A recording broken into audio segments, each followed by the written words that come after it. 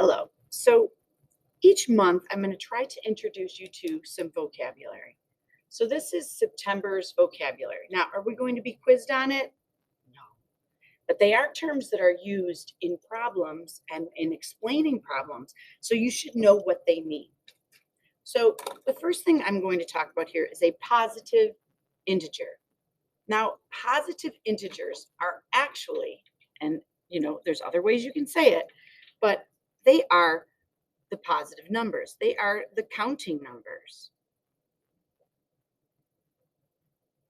Now, when you count, you don't start with 0. You start with 1, 2, 3, and etc. And that's what the ... means. Now, is there a greatest positive integer? No, because numbers are infinite. You can always add one more to whatever number you can give, which is just, I think, completely fascinating. Now, natural numbers, this is an interesting part. Natural numbers, oh, I wanted to do that in pink, sorry. Those are the positive integers. There is a big debate, and this is, I find I love, about whether 0 should be included or not. Because some people say it's not natural. I love 0. I think it's a very amazing number, value, digit. So I'm on the side of including 0 in natural numbers. Now, you've probably worked with prime and composite before. So a prime number is a number that is divisible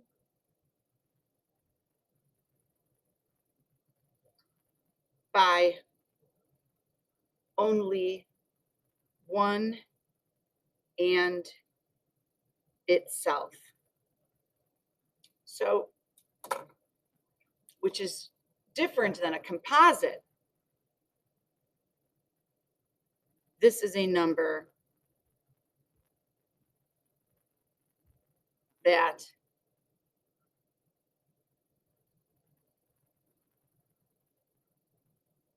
has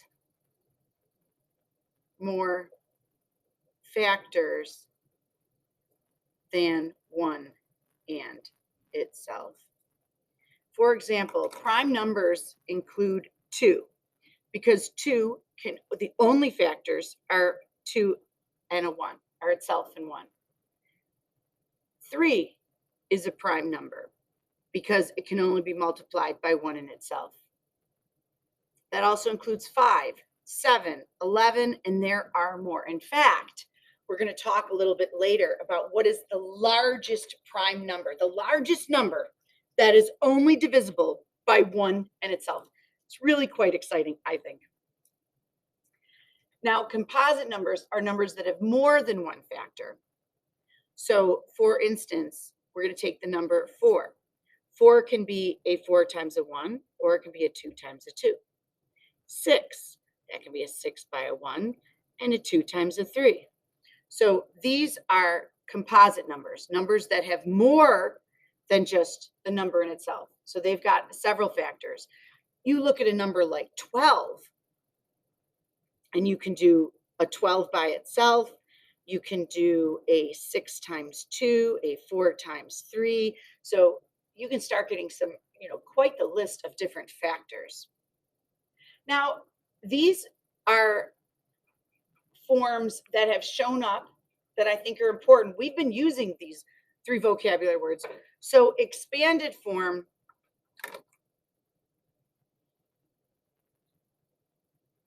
it is presents the number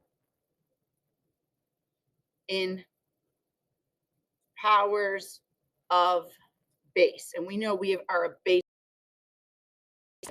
For example, the number 235 would be expressed as 200 plus 30 plus 5. But if we had the number 235 and 1/10, you know we are now expressing it as 2 times 100 plus 3 times 10 plus 5 times 1 plus 1 times 1/10.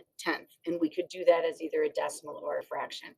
So you know we've moved on to really going to, when we say powers of the base, we really did bring them down to tens, right? So standard form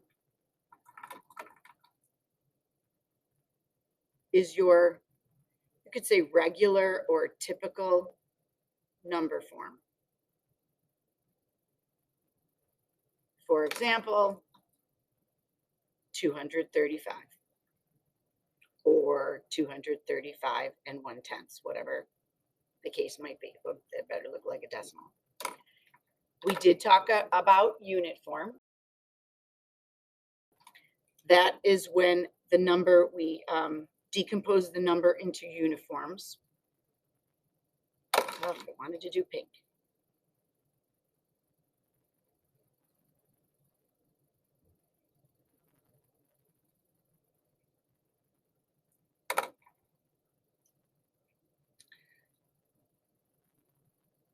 So we talked about how 13 and 5/10 would be 135 tenths. So that's going to be our unit form that we're dealing with here in 5th grade.